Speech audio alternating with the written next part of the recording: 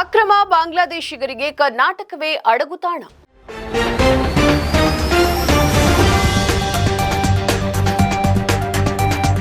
ಅಕ್ರಮ ಬಾಂಗ್ಲಾದೇಶಿ ನುಸುಳುಕೋರರಿಗೆ ಕರ್ನಾಟಕ ಆಶ್ರಯ ತಾಣವಾಗುತ್ತಿದೆಯೇ ಎಂಬ ಆತಂಕ ಮೂಡಿಸುವ ಮಾಹಿತಿ ಹೊರಬಿದ್ದಿದೆ.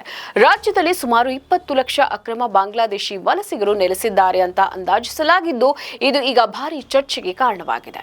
ಬೆಂಗಳೂರಿನ ಕೋಗಿಲು ಲೇಔಟ್ ಮತ್ತು ಥಣಿಸಂದ್ರದಲ್ಲಿ ಅಕ್ರಮ ವಾಸಿಗಳ ವಿರುದ್ಧ ನಡೆದ ತೆರವು ಕಾರ್ಯಾಚರಣೆ ಬಳಿಕ ರಾಜಧಾನಿ ಸೇರಿದಂತೆ ರಾಜ್ಯದ ವಿವಿಧ ಭಾಗಗಳಲ್ಲಿ ಅಕ್ರಮ ವಲಸಿಗರ ವಿಷಯ ಮತ್ತೆ ಮುನ್ನೆಲೆಗೆ ಬಂದಿದೆ.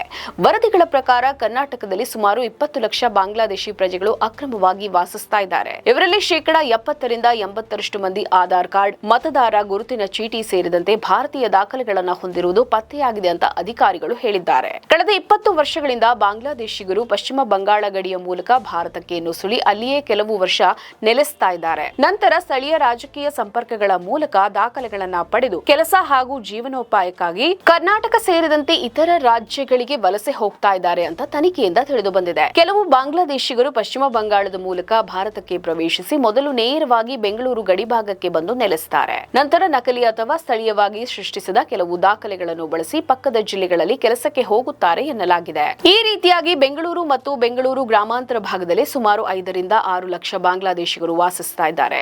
ಬಳಿಕ ಮಲೆನಾಡು ಮತ್ತು ಕರಾವಳಿ ಭಾಗದಲ್ಲಿ 8 ರಿಂದ 10 ಲಕ್ಷ ಮಂದಿ ಹಾಗೂ ಉತ್ತರ ಕರ್ನಾಟಕ ಮತ್ತು ಹಳೆ ಮೈಸೂರು ಭಾಗ ಸೇರಿ ರಾಜ್ಯದಾದ್ಯಂತ ಒಟ್ಟು ಸುಮಾರು 20 ಲಕ್ಷ ಮಂದಿ ನೆಲೆಸಿದ್ದಾರೆ. ಆದರೆ ಇವರಲ್ಲಿ ಬಹುತೇಕರು ಈಗಾಗಲೇ ಭಾರತೀಯ ಗುರುತಿನ ಚೀಟಿಗಳನ್ನು ಹೊಂದಿದ್ದಾರೆ ಅಂತ ಪೊಲೀಸ್ ಮೂಲಗಳು ತಿಳಿಸಿವೆ. ನಮ್ಮ ಈ ವಿಡಿಯೋ ನಿಮಗೆ ಇಷ್ಟ ಆದಲ್ಲಿ ಲೈಕ್ ಮಾಡಿ, ಶೇರ್ ಮಾಡಿ, ಕಮೆಂಟ್ ಮಾಡಿ ಮತ್ತೆ ಸಬ್ಸ್ಕ್ರೈಬ್ ಮಾಡಿ.